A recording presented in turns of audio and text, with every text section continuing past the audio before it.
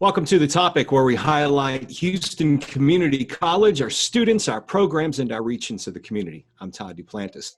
We're pleased to be here with you virtually. If you are watching our show on, say, YouTube or HCC TV, make sure you subscribe to our YouTube channel, follow us on Facebook and all social media, and you can also download the audio versions of our podcasts at hccs.edu/podcasts. We're talking about our international students for this edition of The Topic. You know, on July 6th, our international students, the F1 visa students, were given an announcement by the government, announcement they weren't expecting. They were told more or less that things had to change. They could not take courses online and still maintain their visa status. Now, since then, that decision has been reversed after a court case.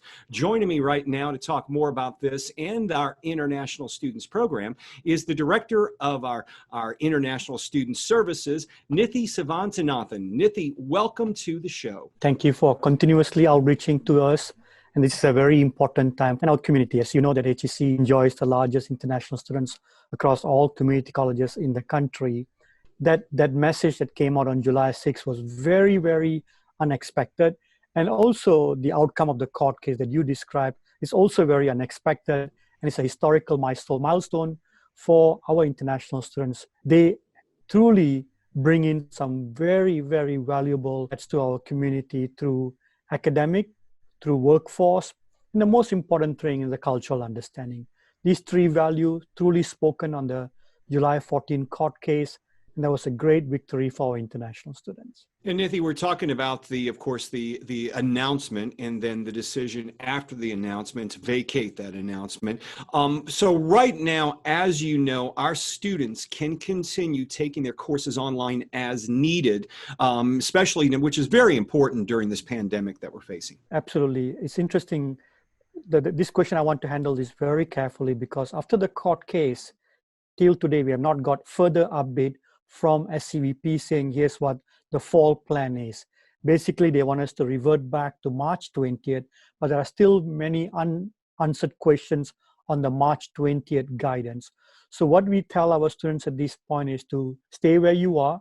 You don't have to pack your bag, don't have to travel home, because all this, what you're going to do is going to create more harms for you than any safe journey, because many countries are still on a lockdown. So we want you to stay here, stay put, wait till further guidance from our office, from the International Services and Program, what you can do for fall semester. As part of the engagement, what we did was we did a virtual town hall to tell the students to stay put, don't get worried, because right now, what I call, we're going through a transition period.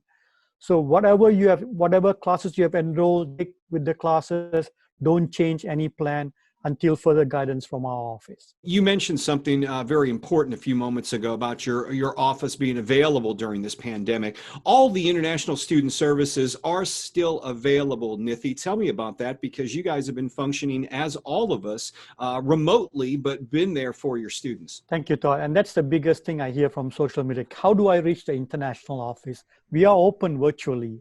The way on pre-COVID, we were open. While COVID, we are still open.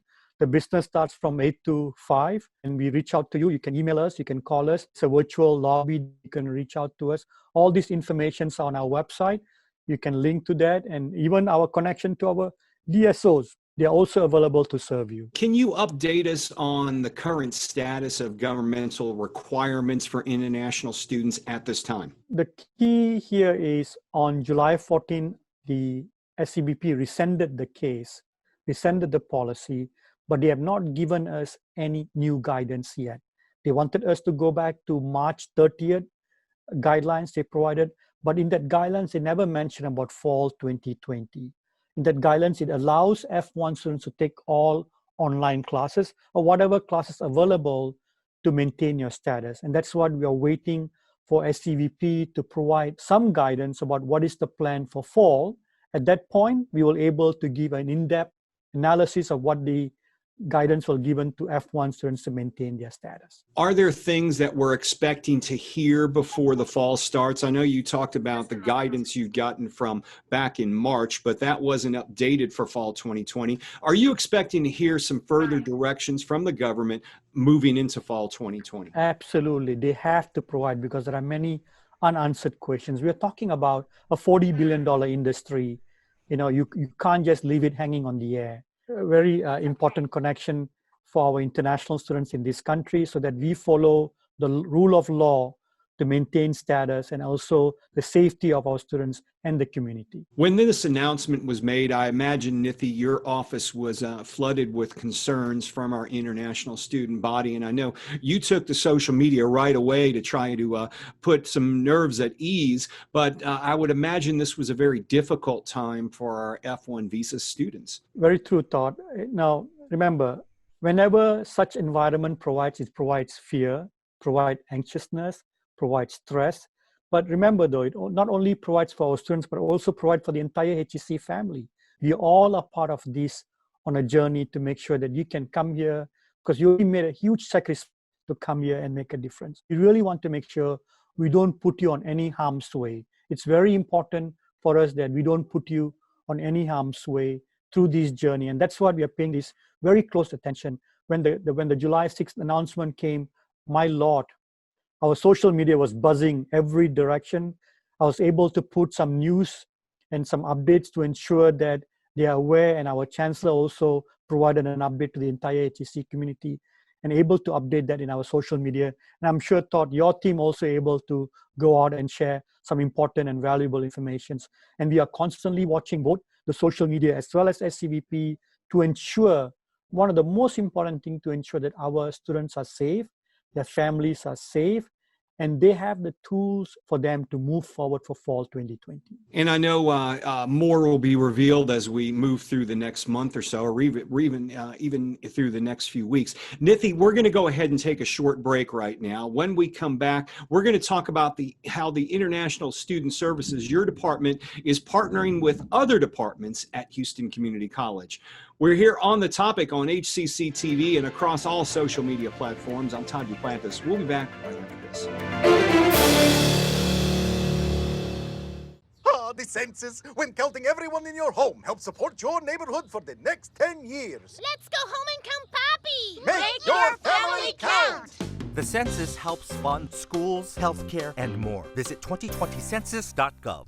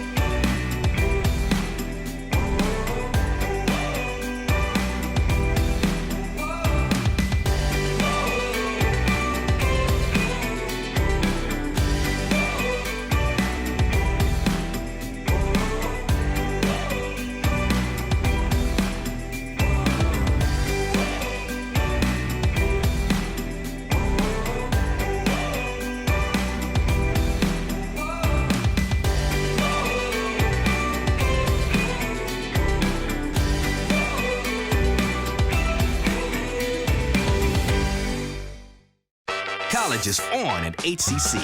Whether you choose to learn online, on campus, or both, HCC offers a safe, flexible, affordable college experience. Register now at hccs.edu/college your way. Welcome back to The Topic. I'm Todd Duplantis. We've been speaking with Nithy Sevanthinathan, Director of HCC's International Student Services, about the concerns of HCC's international students and how our college is here to help. Nithy, we're talking about partnerships that your department has across the college. Let's talk about a unique partnership you have with HCC's counseling department. Thank you, Todd. Partnership is a very important part of what we do.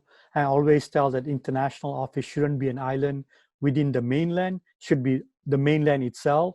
So there are so many different departments that we have that serve our students. Recently, we partnered with our counseling department. The director helped us to host a town hall to help them to understand what are the resources available for them throughout their journey here. It's very important for students to able to leave where they are. Especially in the virtual world, we learn that sometimes can create a very dark environment for you because you're so focused on what needs to be done. But once you step out, you have no idea where you are. And that is the reason why when we did the outreach with our counseling department, and Manas did a great job in trying to put together, how do you explore online learning? Because the time is different, the work is different, it's not the face-to-face environment, but in the virtual world, you can still create environments, but not on a real face-to-face, but a real virtual face-to-face, where you connect at the different times. Hey, if I'm literally in the dark, I'm feeling anxious, scared, I'm feeling stressed out, how do I go about reaching out to someone who can help me? That's how the partnership came about, and that's how we're able to create this partnership going forward. It's not only that, there are other resources they provide for our students, as well as other sources that our students need. And if you go to their websites and they're able to guide you through this time, we want you to know that, we want our students to know that nobody is immune from this time, to make sure you have the resources and the tools, sure you can able to be successful at this point. What are some of the unique concerns that our international students have? You're in a different country. There's a language barrier. Maybe you're learning the language, and then all of a sudden things are shut down and you're sequestered at home, having to learn online, communicate online, and you don't have much contact with human beings. That sounds like it could be terrifying for anyone, much less somebody who's in another country. Well said, Todd, because remember, this is what the counseling department able to provide, that kind of connections for you, because they have counselors throughout the HCC system to make sure that you can able to reach out. Because many times when you feel in this moment, you think the world is dark and you're the only one facing this moment. Remember, this moment is faced by not only by our students, but also faced by their family, faculty, staff, and myself. Sometimes I wonder, like, what am I doing in a virtual world? I thought I used to walk around the campus, talk to people, but that environment didn't create this. And that is the reason why we create such a virtual moment for you to know what is available for you. And I think after this, you can talk to Tadia, and she will able to explain how was her success throughout this time. That's right. We're going to be meeting one of our student success stories coming up in just a little while. Nithy, I want to talk to you about one thing that is important to students, is working at least part-time. Let's talk about how international students can work part-time and how you help to assist them with that. Despite we are in the virtual world, operation continues, services continues, and departments do hire. If you're persistent, if you're determined, that's where Up knocks at your own door. I think the student that you're going to interview afterwards will speak for that experience. One of the key to this is you need to reach out to various departments, work through career service, and make sure that you complete the requirement to be hired. Once you receive the offer letter, please reach DSO, and the DSO will walk through with you the process of completing the paperwork and applying for the social security number.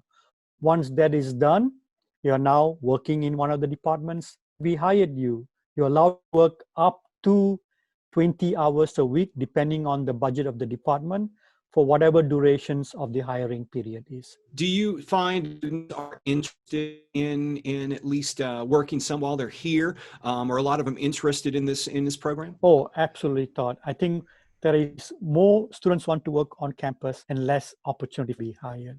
Because remember, we are talking about close to 100,000 students and close to about 5,000 international students. Everybody wants to find an on-campus. It's not only the pay, the earning they provide, but they gain some really, really valuable skill sets that will help them to move, because every department, for example, the student that you hired, Kiao from Brazil, looks like he's an outstanding student for your program. He literally worked in launching the student lounge, am I right? Talking about the Tadia Aragon cruise, he's been with us now for a little over a year. Boy, and he's one of the leaders here at HCC TV. When we're looking for new, fresh, exciting ideas, we go to Caio because he's the wave of the future. But yeah, a shining example, and he's from Brazil. you know, Correct. and he's won some awards for his work at HCC TV. And boy, what a great success story he is. That's the skills that it's an exchange, am I right? They bring something, you share with them something, and that's what they're able to take the HCC way to the next level. And that's very, very important for our international students. If any department wants to hire our international students, let us know. We'd like to put your ad in the social media as well as in our emails to make sure you hire international students. Absolutely. We'll help you with that as well. Nithy, we're going to go you. ahead and take another break. And when we come back, we're going to talk with Tadia Diallo, and she's one of our student success stories, international student. More with her and with Nithy coming up on the topic. We'll be back right after this. A natural disaster may force you to evacuate, and the coronavirus could impact your emergency plans. So take steps now to help your family and community prepare. Keep a supply kit stocked with cloth face coverings, disinfecting supplies, and hand sanitizers. Check with local officials about what shelter spaces will be open during quarantine efforts. And remember to review the CDC's guidelines with the whole family. Disasters won't wait. Neither should you. Visit ready.gov/plan to make a plan today.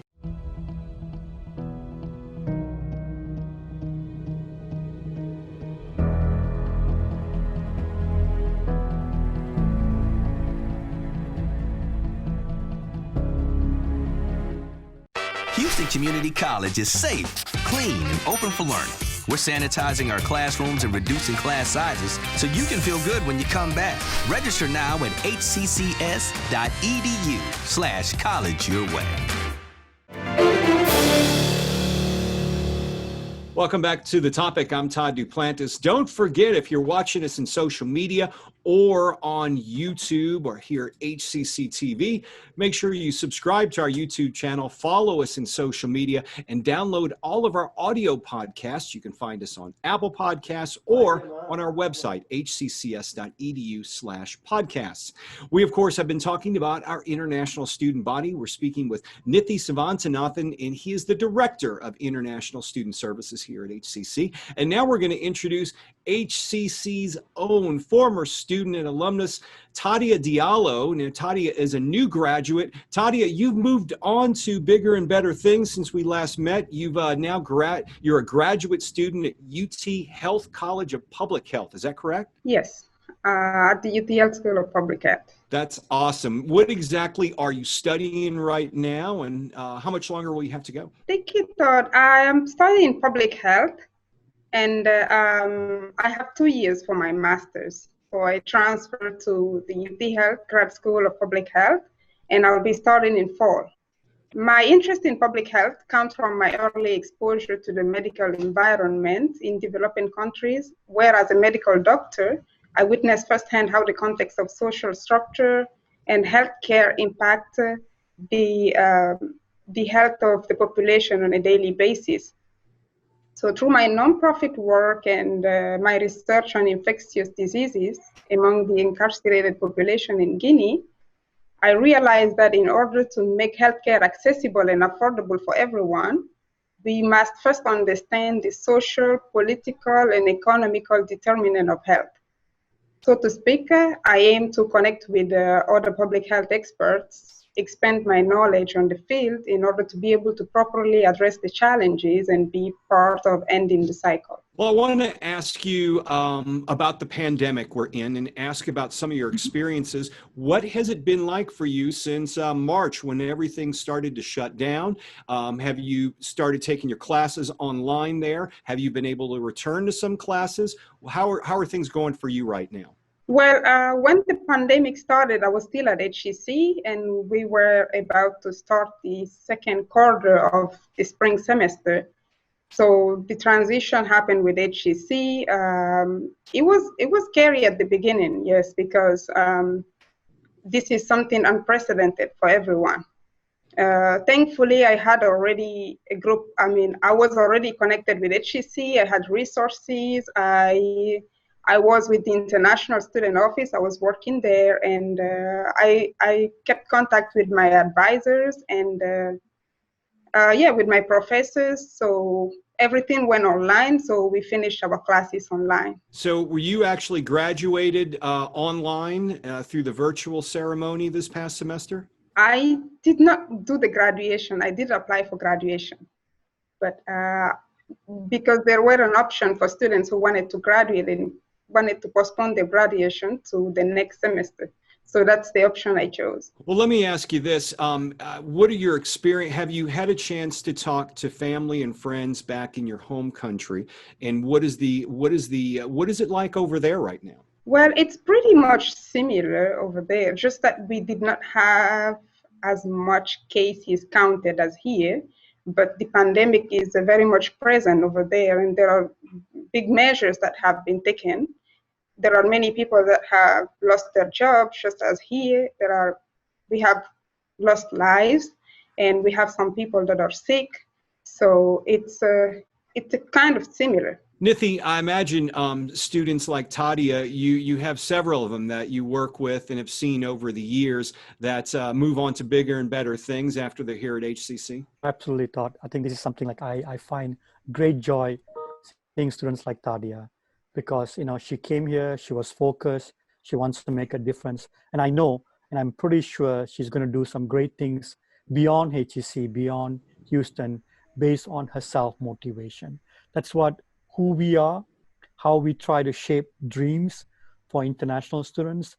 And Tadia is one example of such dreams that's been shaped through HCC experiment. Because Tadia came only to study, but she also was very, very engaged in the leadership role in USC, student government, and also in our office. She was the first ambassador for our international students program. She was a pioneer. So that's how I see Tadia and many of the international students I try to engage, because the key to the success is for them to be part of this journey. Tadia, let me ask you this, because I think last time we met, you were on one of our shows and we were talking about the USC, the United Student Council. Tell me about your experience with them and what you learned working with them. My experience with the United Student Council has been very enriching. So my experience at HCC overall, and specifically at the United Student Council, I had the opportunity to connect with both students and administrators. I had the opportunity to improve my leadership skills to better connect with students. And I learned, I had great moments, great experiences. We had to travel to improve connections to meet other leaders around the country and learn how to better serve students, how to better be a leader. So I had a very good experience with the United Student Council. Since you've been with HCC, what would you say was your best experience with HCC? Thank you. That's a great question, actually. It's hard to say one experience is the best experience. I think it's an overall experience.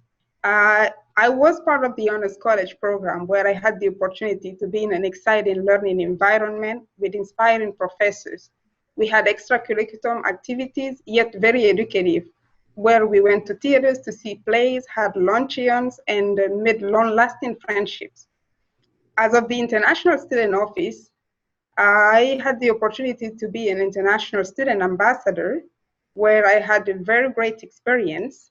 I connect with students, and students still send me emails telling me, like yesterday I had an email from a student telling me that we met at the International Student Orientation, and I told him, he asked me how to get scholarship, and I told him to work and improve his grade, make sure he has good grades, then apply to the Honors College program.